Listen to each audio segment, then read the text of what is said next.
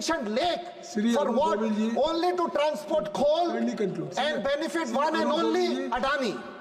Thank you, sir. धन्यवाद अध्यक्ष महोदय कि आपने मुझे बोलने का मौका दिया।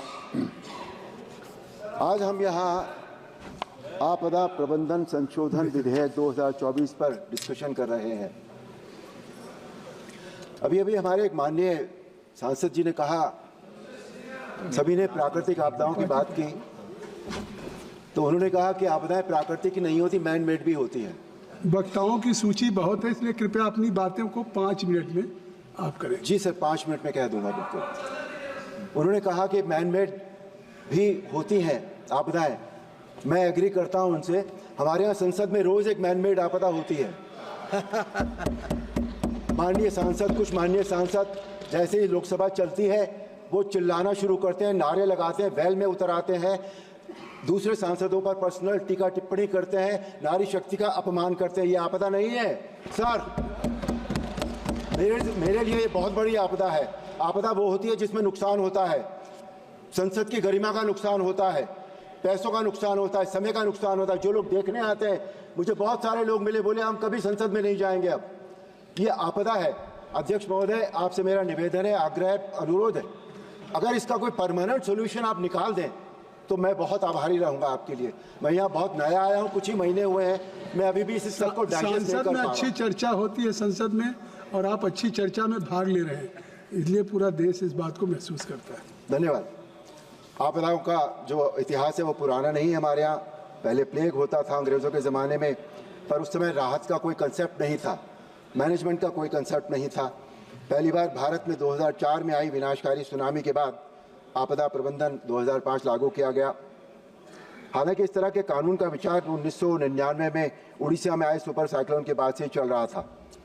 इस अधिनियम के अंतर्गत राष्ट्रीय स्तर पर NDMA, राज्य स्तर पर SDMA, राष्ट्रीय आपदा प्रतिक्रिया बल और राष्ट्रीय आपदा प्रबंधन संस्थान, इन सभी को बनाया गया। इस अधिनियम के बाद 2009 में राष्ट्रीय आपदा प्रबंधन नीति और वर्ष 2016 में राष्ट्रीय आपदा प्रबंधन योजना बनाई गई।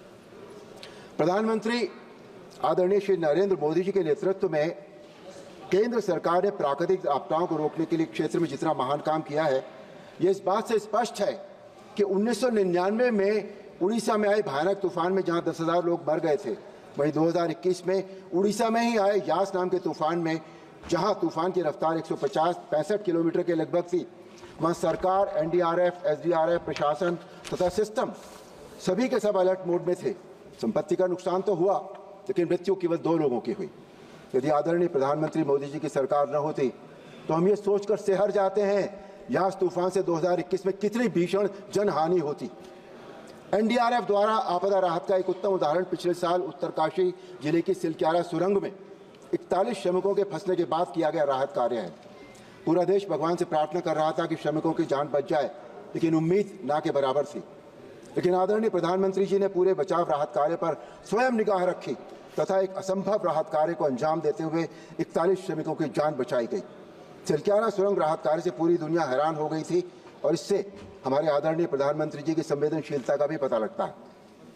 आदरणीय प्रधानमंत्री जी की संवेदनशीलता तथा भारत के आज तक के सबसे लोकप्रिय गृह मंत्री आदरणीय श्री अमित शाह जी के नेतृत्व में आपदाओं की गंभीरता को महसूस करते हुए 1 अगस्त 2024 को लोकसभा में आपदा प्रबंधन संशोधन बिल प्रस्तुत किया गया।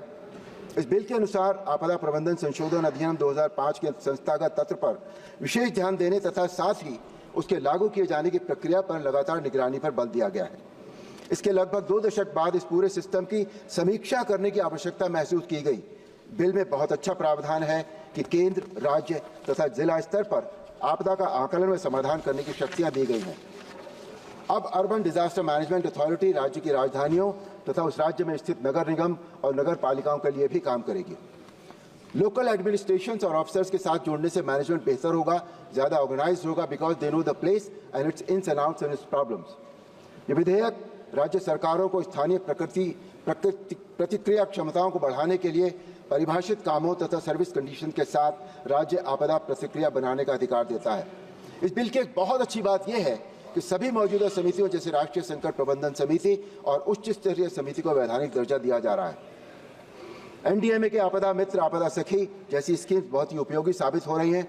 माननीय प्रधानमंत्री श्री नरेंद्र मोदी जी के शब्दों में आपदा मित्र के रूप में युवा जिम्मेदारियां उठा रहे हैं। जहां कोई आपदा आती है तो लोग पीड़ित नहीं रहते, वो वॉलंटियर्स आपदा का मुकाबला करते हैं। यानी आपदा प्रबंधन अब कोई सरकारी काम नहीं है, ये सबका प्रयास एक मॉडल बन गया है। बॉटम लाइन ये है सर कि आपदा प्रबंधन विधेयक और इसमें जो भी अमेंडमेंट किए गए हैं वो सभी आपदा पीड़ितों के लिए सकारात्मक साबित होंगे और आपदाओं से निपटने के लिए बहुत ही सक्षम होंगे। कृपया समाप्त। जम्मू कश्मीर में धारा 370 समाप्त करने जैसे ऐतिहासिक कदम उठाने वाले देश के जनप्रिय गृह मंत्री द्वारा प्रस्तुत इस बिल का मैं समर्थन करता हूं। जय श्री राम। जय श्री राम। श्री गुरमीत सिंह मीत।